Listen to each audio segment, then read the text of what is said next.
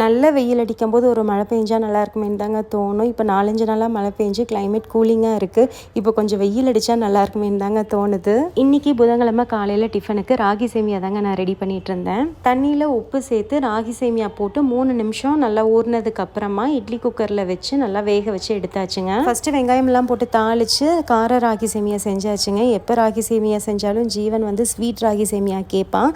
அதுக்கு நெய்யில் முந்திரி போட்டு நல்லா பொன்னிறமாக வதக்கி வேக வச்ச ராகி சேமியா போட்டு அஸ்கா பொடிச்ச வெல்லம் எது வேணாலும் ஆட் பண்ணிக்கலாங்க.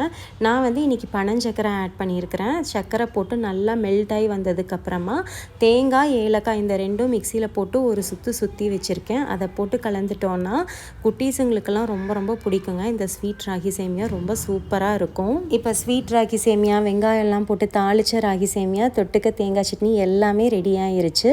See you tomorrow.